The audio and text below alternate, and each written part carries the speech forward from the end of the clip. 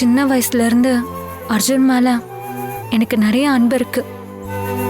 அந்த அன்பு அர்ஜுன் கிட்ட இருந்து எனக்கு திரும்ப கிடைக்க போகுதுங்கிறப்போ நான் இல்ல. நீங்க சொன்ன மாதிரி யாரோ ஒருத்தையா இருந்தாலும் அவ கண்டிப்பா சந்தோஷம்தான் படுவா. ஆனா என்னோட இந்த சந்தோஷம் தனி ஒருத்தரோட தான் இல்லாம இந்த குடும்பத்தோட சந்தோஷமா இருக்கணும்னு நான் ஆசைப்படுறேன். எங்களை நீங்க உங்க மனசார ஏத்துக்கிட்டாதான் அது நடக்கும்.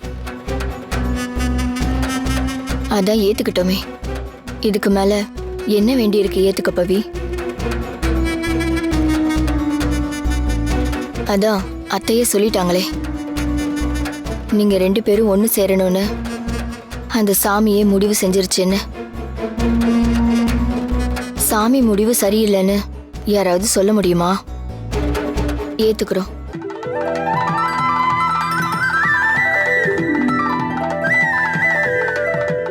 என்னங்க அத்தை அமைதியா இருக்கீங்க? நான் சொல்றது சரிதானே?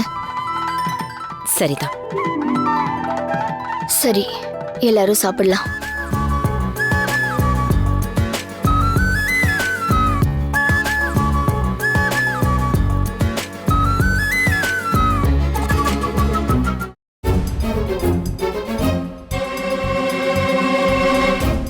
ஆச்சரியமா இருக்கு பாட்டி, நம்பவே முடியல.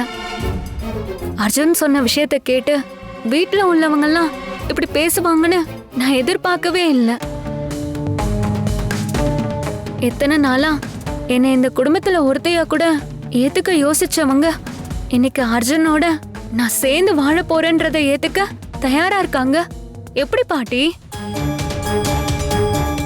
டேடி கூட சின்ன பொண்ணு, அவ இத புரிஞ்சுப்பான்னு எனக்கு ஒரு நம்பிக்கை இருந்துச்சு. ஆனா சரிதா அத்தையும் ஜோதி சித்தியும் இதுக்கு சரின்னு சொல்லுவாங்கன்னு நான் நினைச்சு கூட பார்க்கல.